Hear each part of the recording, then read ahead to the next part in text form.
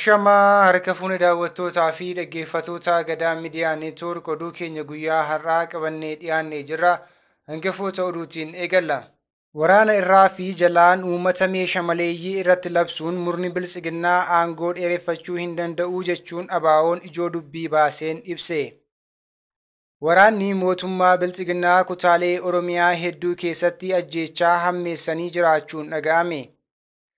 Itoophiyaan madaalii olaantummaa seera idil addunyaatiin badarbe irraa hir'isuun biyyoota 142 keessaa sadarkaa 129ffaa argachuun ibsame.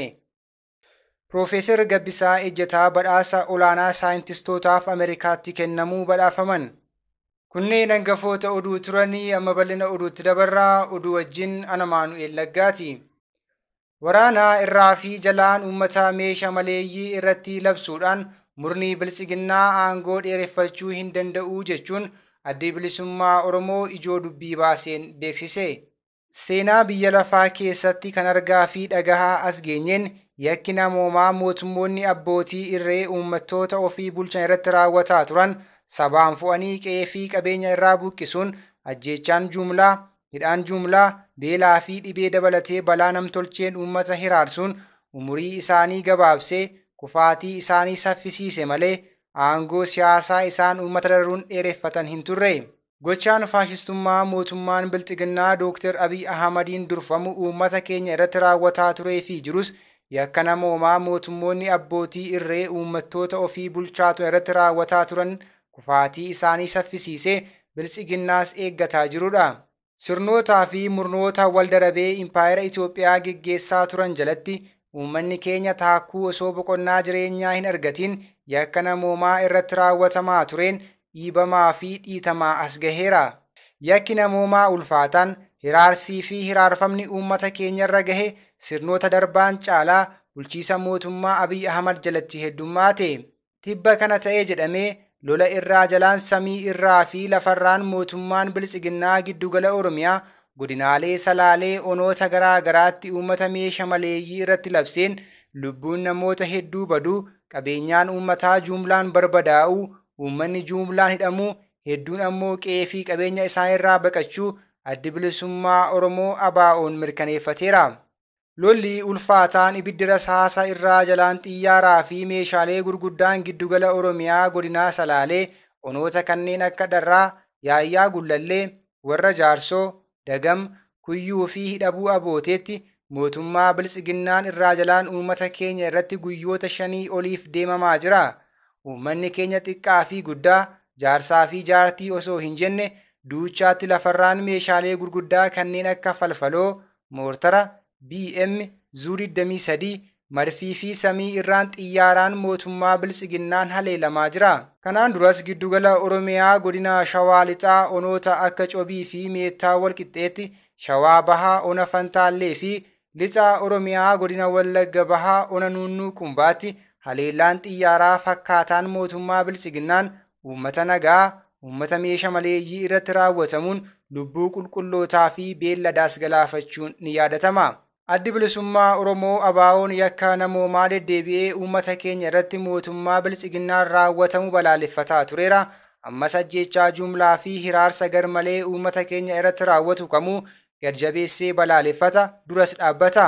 Tarkaanfii suukanneessaa fakkaataa uummata keenya irratti mootummaa Dr. Abiyyiin raawwatame irratti dhiheenya kana gaafa Onkololeessa 18 bara 2023 ibsa baasneen tarkaanfiin suukanneessaan waraanni mootummaa bilisiginnaa uummata keenya irratti raawwatu itti fufaa ajjeechaa jumlaatiin Onkololeessa 14 fi 15 bara 2023 giddugala Oromiyaa godina Lixaa Shawaa ona Jalduu ganda Kibeettii fi godina Shawaa Kaabaa ona warra Jaarsoo gandoota Migroo Baddeessaa fi Gitoo Milkiitti raayyaan ittisa biyyaa PP'n ajjeechaa jumlaa fi hidhaa jumlaa geggeessuu akkasumas Onkololeessa 17 bara 2023 kibba bahaa Oromiyaa godina Arsii Lixaa ona Adaabbaa ganda Haqoo Kaarraa iddoo addaa Baalloo Gadabaatti raayyaan ittisa biyyaa manneen jiraattotaa 8 ibiddaan barbadeessuu fi uummata jumlaan hidhuun tarkaanfii suukanneessaa yeroo dhihooti.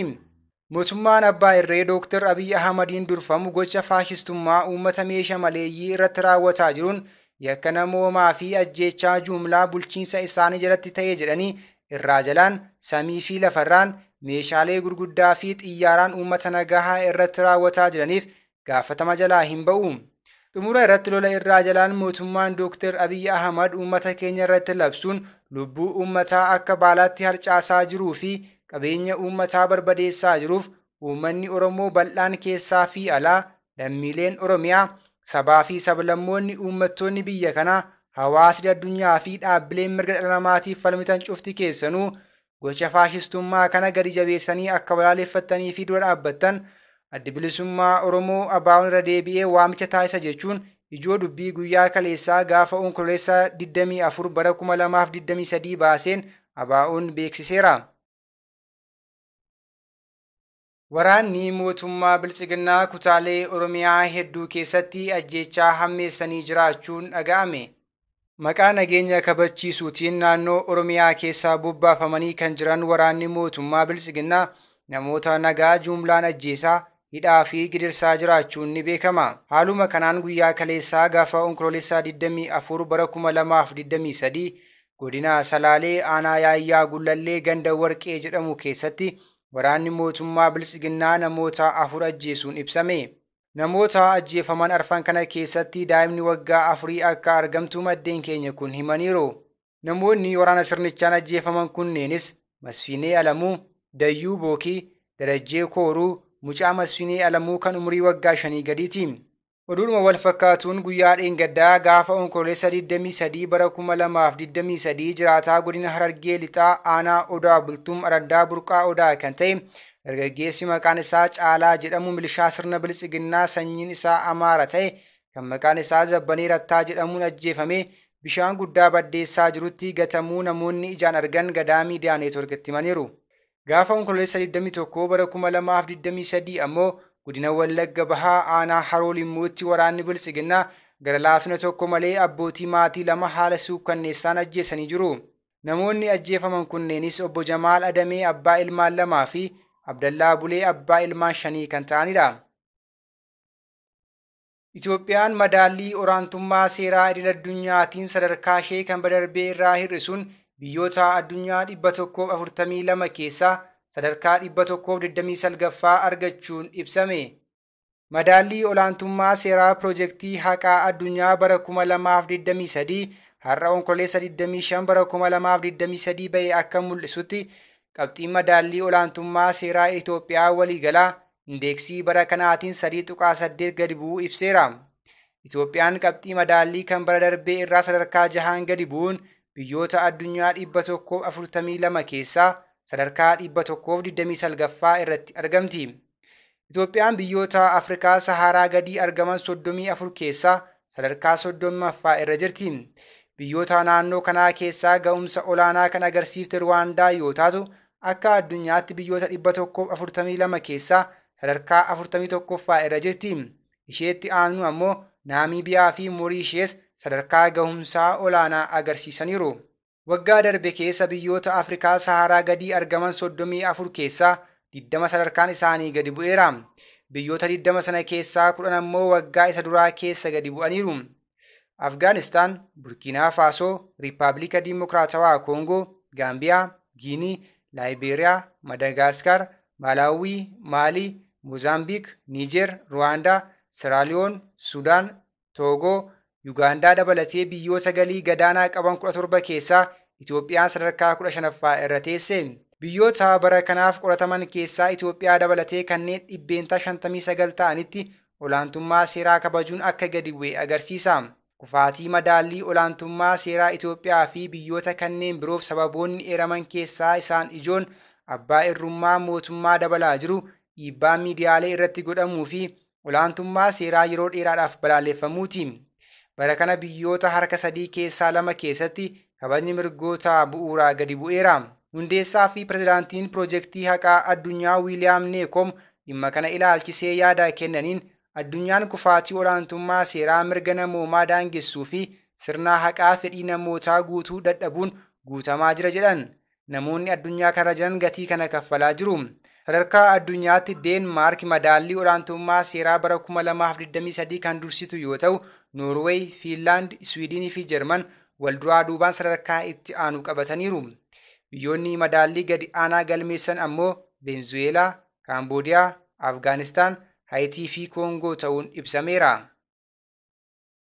Piroofeesar Gabbisaa Ejjetaa badhaasaa saayintistootaaf Ameerikaatti kennamuu injifatan. Piroofeesar Gabbisaa Ejjetaa badhaasa olaanaa saayintistootaaf Yuunaayitid Isteet keessatti kennamu meedaaliyaa biyyaalessaa saayinsii badhaafaman. Walumaa gala damee saayinsii, teekinooloojii fi kalaqaan lammiileen Ameerikaa 21 gumaacha olaanaa taasisan guyyaa kibxataa pirezidaantii Joo Baayiden harkaa badhaasa fudhataniiru. Kanneen keessaa tokko kan ta'an saayintistiin qonnaa beekamaa kun bisingaa hongee fi dhibee damdamatu waan argataniif beekamtiin guddaan kun akka kennameef ibsameera.